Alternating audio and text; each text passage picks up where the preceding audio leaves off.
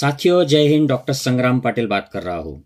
साथियों, आप सबको दीपदानोत्सव की या दीपावली की बहुत बहुत शुभकामनाएं। हमारे देश के इतिहास में बहुत सारे ऐसे महामानव महापुरुष हो गए, हमारे हीरोज हो गए, जिनकी प्रतिमा मलिन करने के लिए उस वक्त के जो सत्ताधारी थे वो करते आए हैं। इनमें आप महात्मा फुले का नाम ले सकते हो। बाबा साहब अम्बेडकर के लिए ये किया जा रहा है। महात्मा गांधी को भी एक असुर बनाया जा रहा है। इसी श्रृंखला में नाम आता है सम्राट बलि का। और ये सम्राट इतना महान था कि हजारों साल हो गए, फिर भी इस बलि के नाम से बहुजनों के घरों में, जो शूद्र है, अस्पृश्य है, आदिवासी है, उनके घरों में इस राजा का नाम लिया जाता है। और खास करके महाराष्ट्र और सदर्न जो स्टेट्स है, इन पर कहा जाता है कि ईड़ा पीड़ा जाओ और इस बलि का राज फिर से आओ। तो मतलब यह है कि ये जो पीड़ा है, ये जो हमारे ऊपर दुख आया है, संकट आया है, ये चले जाए और हमारे बलि राजा का राज्य फिर से प्रस्थापित हो। तो ये कहा जाता है। हम ये बचपन से सुन रहे हैं साथियों। तो ये हमारे गांव में क्षत्रियों के घरों में का, अब क्षत्रिय तो बहुत अलग इतिहास है क्षत्रियों का, लेकिन आज के जो नव क्षत्रिय है उनके घरों में कहा जाता है, शूद्रों के घरों में कहा जाता है, अस्पृश्यों के घरों में भी कहा जाता है, और आदिवासी लोग भी ये कहते हैं। तो ये बलि राजा जो है, ये ऐसा कैरेक्टर हमारे हिस्ट्री का है जिसके बारे में बहुत सारी गलतफहमियां पुराणों के जरिए या ब्राह्मणवादी जो लेखक है उनके जरिए फैलाई गई है। और ये आज भी प्रवचनों में, कीर्तनों में बलि राजा के प्रति नकारात्मक बात करते रहते हैं। लेकिन इस ब्राह्मणिकल साहित्य के बाहर जो साहित्य है वो हमें कुछ और ही बताता है। तो 1000 साल पहले इस बलि के नाम से क्या मनाया जाता था? तो साथियों, 1000 साल पहले एक अरेबियन ट्रैवलर हमारे देश में आया था, उस वक्त के जम्बूद्वीप में। जब तब ये भारत नहीं कहलाता था, ये जम्बूद्वीप कहलाता था। और इस अरेबियन ट्रैवलर का नाम था अल बेरूनी। और अल बेरूनी ने उस वक्त जो जम्बूद्वीप में महोत्सव मनाए जाते थे उनका एक डिस्क्रिप्शन उसकी किताब में दिया है। और ये हिंदी में अल बेरूनी का भारत इस नाम से प्रकाशित है और ये अवेलेबल है मार्केट में। तो इस किताब में वो लिखते हैं कि उस वक्त की जो दिवाली थी या दीपावली थी वो सिर्फ इस बलि राजा के नाम से मनाई जाती थी। और उन्होंने इस किताब में क्या लिखा है वो मैं पैराग्राफ आपके लिए पढ़ के बताता हूँ। तो ये फर्स्ट हिस्टोरिकल एविडेंस है दिवाली और बलि राजा के कनेक्शन का। ये मैं आपके लिए मैं पढ़ता हूँ। तो वो कहते हैं अल बेरोनी की कार्तिक की पहली एक ली या अमावस्या का दिन जब सूर्य तुला राशि में जाता है, दिवाली कहलाती है। तब लोग स्नान करते हैं, आमोद के वस्त्र पहनते हैं, एक दूसरे को पान सुपारी का उपहार करते हैं और वे सवार होकर दान देने के लिए मंदिरों को जाते हैं और दोपहर तक एक दूसरे के साथ हर्ष से खेलते हैं। रात को वे प्रत्येक स्थान में बहुत बड़ी संख्या में दीपक जलाते हैं जिससे वायु पूर्ण रूप से निर्मल हो जाती है। इस पर्व का कारण यह है कि वासुदेव की स्त्री लक्ष्मी विरोचन के पुत्र बलि को, जो 7वें पाताल में बंदी है, उसे वर्ष में एक बार बंधन मुक्त करती है और संसार में जाने की आज्ञा देती है। इसलिए यह त्योहार बलि राज्य अर्थात बलि का अधिपत्य कहलाता है। हिंदू कहते हैं, अब ये हिंदू वर्ड जो है साथियों, ये अरेबियन जो लोग थे ये जम्बूद्वीप के लोगों को हिंदू कहते थे। सिंधु नाम से ये हिंदू वर्ड आया था। तो वो कहता है कि हिंदू कहते हैं कि कृत युग में यह समय सौभाग्य का समय था और वे प्रसन्न होते हैं क्योंकि प्रस्तुत उत्सव का दिन कृत युग के उस समय के सदृश है। तो ये दिवाली क्यों मनाई जाती है? क्योंकि भारत के जो लोग हैं जिनको वो हिंदू कहता है, वो यहाँ पर ये हिंदू धर्म से कुछ लेना देना नहीं है, क्योंकि 10वीं 11वीं सदी जो है, यहाँ उस वक्त भारत में ब्राह्मण धर्म था और बुद्धिज्म भी अस्तित्व में था, लेकिन उसका प्रभाव कम होते जा रहा था। तो दिवाली का कारण ही ये बता रहा है कि ये बलि के मुक्त होने के, साल में एक बार मुक्त होने के खुशी में भारतीय लोग दिवाली मनाते हैं। अब हम देखते हैं कि ये बलि का जो सन है, उत्सव है, ये ब्राह्मण साहित्य हमें क्या बताता है। तो ब्राह्मण साहित्य हमें बताता है कि बलि ये दानव है, राक्षसों का राजा है। इसको डेमन किंग करके अलग अलग जो ब्राह्मणिकल वेबसाइट्स इंग्लिश में है वहाँ पे आप देखेंगे।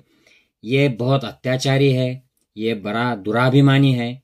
इसको ठीक करने के लिए भगवान विष्णु का अवतार वामन ब्राह्मण के रूप में वहां पर प्रस्तुत होता है और उससे 3 पैर उस पर रख सके इस तरीके इतनी बड़ी जमीन मांगता है।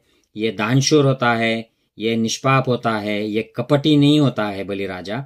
तो वामन का कपट और झूठ ये समझ नहीं पाता है और उस वजह से वो हाँ कर देता है। तो वामन आकाश, पृथ्वी और उस बलि के सिर को, तीसरा पैर उसको दबाकर पाताल में उसको घुसा देता है, मतलब उसको मार देता है। तो ऐसी ये ब्राह्मणिकल स्टोरी जो है ये कपोल कल्पित स्टोरी है, क्योंकि ऐसी कोई होने वाली बात नहीं है कि कोई अपने आकाश पे पैर रख दे, एक पूरी धरती पर रख दे और फिर तीसरा पैर से एक बड़े बलवान राजा को मार डाले। महात्मा फुले ने इसके ऊपर बहुत बड़ा एक चैप्टर लिखा है उनकी किताब गुलामगिरी में और इसका विडंबन किया है, इसको क्रिटिसाइज किया है। तो ये हुई ब्राह्मणिकल स्टोरी। लेकिन अगर आप ये 2 चीजें कोरिलेट करेंगे तो भारत की जनता 1000 साल पहले इस बलि के मुक्ति की राह देखती है, उसके मुक्ति की खुशी में दिवाली मनाती है। और आज 21वीं सदी में भी भारत की बहुतांश जनता इस बलि के राज्य आने की कामना करती है।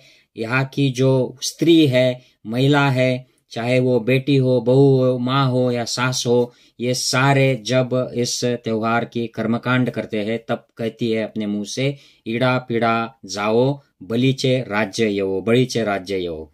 तो ये हमें क्या दर्शाता है कि इस बलि को बदनाम किया गया है, इसे राक्षस या दानव कहा गया है, इसे बुरी तरह से रिप्रेजेंट किया है ब्राह्मणिकल ग्रंथों में। लेकिन इस देश का जो बहुजन है वो उससे भुलाना नहीं चाहता है, उसे हजारों साल से अपने घर में, अपने जीवन में उसे जिंदा बनाए रखा है। जैसे भगवान बुद्ध का हुआ, उनको अवतार बना दिया तब जाकर वे मिटे। आज के महापुरुषों को भी वैसे ही बदनाम किया जा रहा है और उनकी प्रतिमा इस तरह मलिन की जा रही है कि अगर आप नेहरू जी का नाम ले, गांधी जी का नाम ले तो आप कोई पाप कर रहे हो। इस तरह का माहौल उस वक्त तैयार हो गया था ब्राह्मणिकल ग्रंथों के द्वारा। तो अब देखते हैं कि इस बलि के लिए क्या किसी ने आवाज नहीं उठाई थी। तो साथियों, बार बार लोगों ने, जो विवेकवादी, विद्रोही, समतावादी लोग थे, उन्होंने बलि के लिए आवाज उठाई थी और उसे अपना राजा कहा था। तो हमारे महाराष्ट्र में एक वारकरी पंथ करके बड़ा विद्रोही ये भक्ति का पंथ हो गया। आज भी ये भक्त जो वारकरी पंथ है बड़ी मात्रा में मौजूद है, इसके फॉलोअर्स। और इस पंथ का जो मेन जो कार्य था वो 11वीं, 12वीं, 13वीं सदी में शुरू हुआ था, जब संत ज्ञानेश्वर ने संस्कृत का लिटरेचर मराठी में ट्रांसलेट करके लोगों को वो ज्ञान दिया था। तो ये बड़ा विद्रोह वाला काम हो गया था। उसके लिए उनको काफी तकलीफ उस वक्त के पुरोहितों ने, ब्राह्मणवादियों ने दी थी। फिर उसके बाद एक एक करके संत लोग इस परंपरा में आए और उन्होंने लोगों का प्रबोधन किया।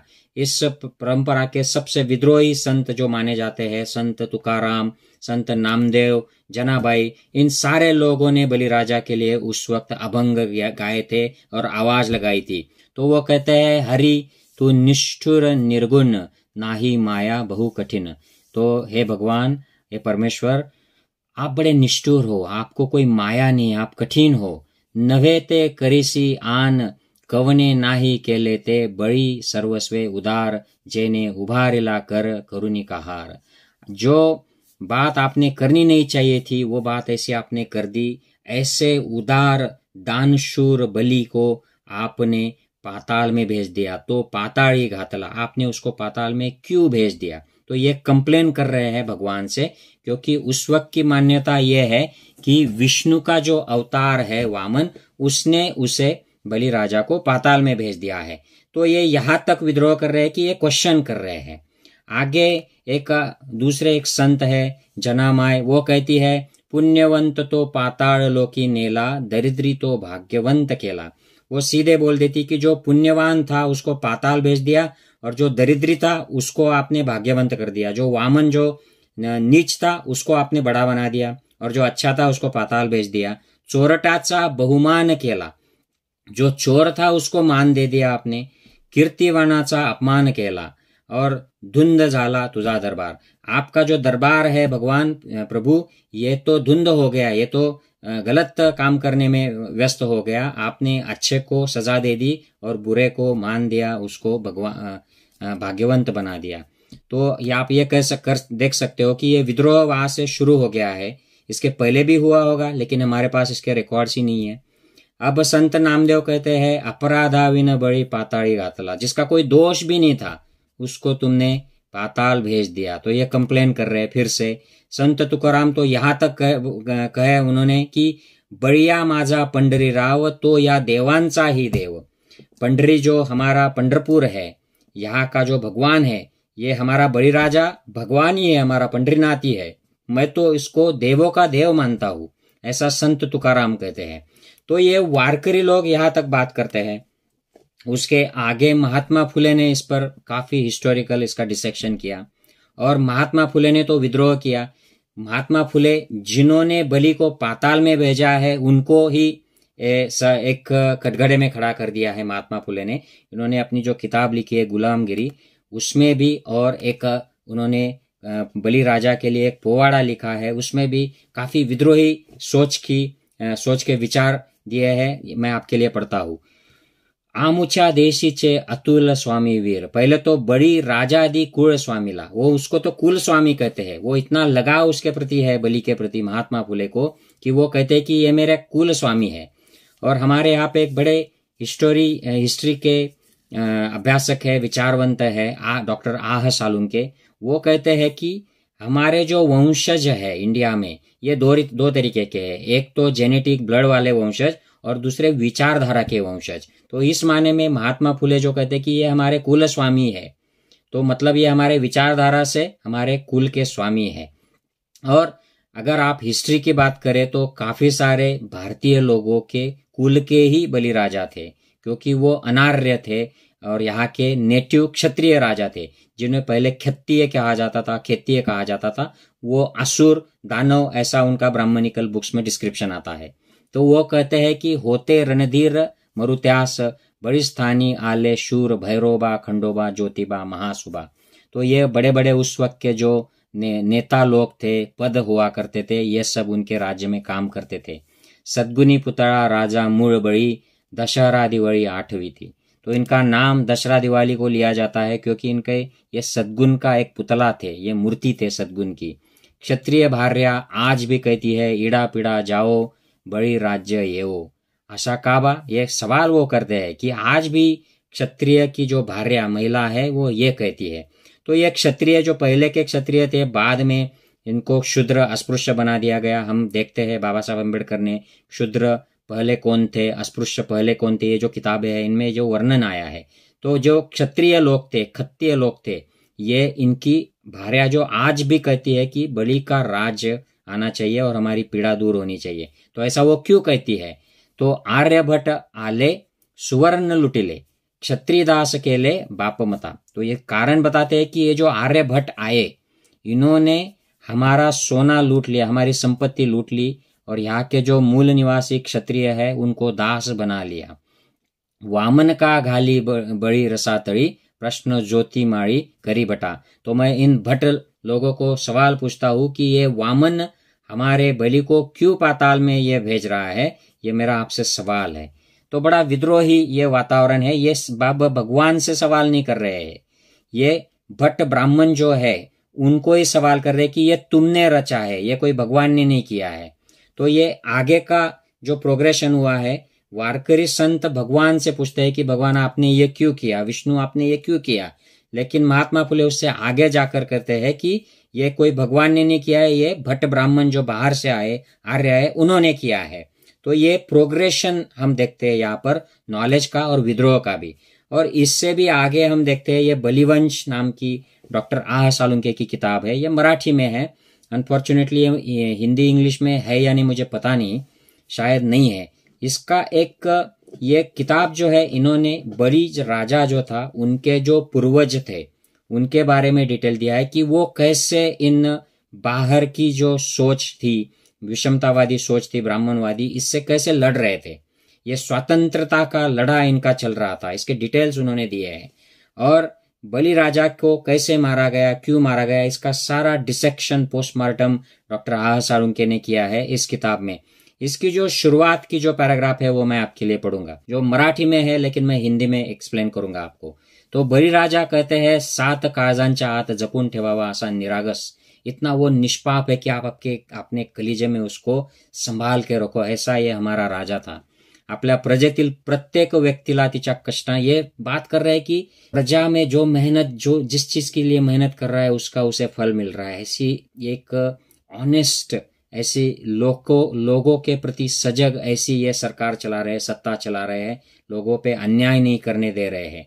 भारतीयांचे वास्तव आणि विधायक पूर्वसंचित असलेला कृती, प्रकृती आणि संस्कृती यांचा तजलदार मोहर, ऐसा हमारा एक मोहरा, इसे कहते हैं कि ये विधायक काम करने वाला, सत्यता के मार्ग पर चलने वाला, कृति करने वाला, और उसकी जो ये सत्य वर्तन ही, जन सेवा ही उसकी प्रकृति है, उसकी संस्कृति है, ऐसा ये राजा।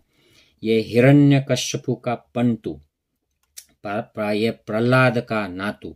तो यहाँ पर ये इसके रिश्तेदार दिए कि ये विरोचन जो है इनके पुत्र थे। विरोचन के पिताजी प्रहलाद थे और प्रहलाद के पिताजी हिरण्यकश्यपु थे। तो ये इस श्रृंखला में ये आते हैं।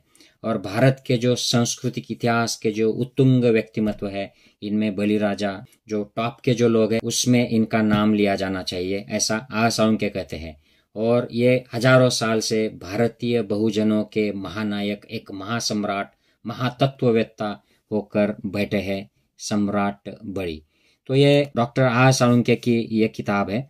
यहाँ से हमें पता चलता है कि बलि राजा ये एक्चुअल में ये अवैदिक राजा है, जो वैदिक संस्कृति है उसके खिलाफ है। ये यज्ञ में दिए जाने वाली आहुति इनके खिलाफ है, कर्मकांड, ब्राह्मणवाद, पौरोहित्य के खिलाफ है। इसलिए ये पुरोहित वर्ग जो है ये इस पर नाराज है और ये किसी तरह बलि की सत्ता को उलटना चाहते हैं।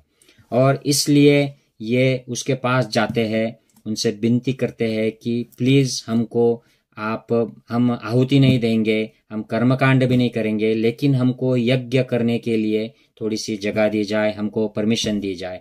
और ये बलि राजा उनको परमिशन दे देता है कि ठीक है, आप इसमें आहुति नहीं देना है और आपका जो है वो लिमिटेड हद तक करो। और जब ये करते हैं तो ये जो उस वक्त के पुरोहित लोग हैं, ये लोगों में भी घुल मिल जाते हैं और उनका एक षड्यंत्र रचते हैं और षड्यंत्र रचकर राजा को ये कैद बना लेते हैं और उसको एक खंबे पर लटका कर यज्ञ में उसकी आहुति देते हैं बलि राजा की। ये इन किताबों के सारे स्टडीज से, रेफरेंसेस से हमें पता चलता है। तो साथियों, ये ऐसा बलि राजा है कि जिसका अब हजारों साल हो गए हैं, लेकिन फिर भी हम इसकी याद करते हैं। हमें बताया जाता है कि ये दुराभिमानी थे, इसलिए भगवान ने अवतार लेकर इनको इस तरह से मार दिया, पाताल में भेज दिया। लेकिन अगर ये सही था तो आज भी हमारी जो औरतें हैं, लड़कियां हैं, माँ है, ये आज भी क्यों बलि का राज्य चाहती है? तो इसलिए हमें इतिहास में ठीक तरीके से झांकना होता है। अल बेरूनी ने क्यों लिखा था 1000 साल पहले कि दिवाली इसलिए मनाई जाती है कि यहाँ के लोग अपने राजा के मुक्त होने की उस दिन राह देखते हैं, उसके लिए दिए जलाते हैं और खुशियां मनाते हैं कि हमारा राजा आज मुक्त हो रहा है। और आज भी हमारी महिलाएं उस दिन, दिवाली का जो बलि प्रतिपदा का दिन आता है, उस दिन यही कहकर खुशियां मनाती है कि ईड़ा पीड़ा जाए और हमारे बलि राजा का फिर से राज आए।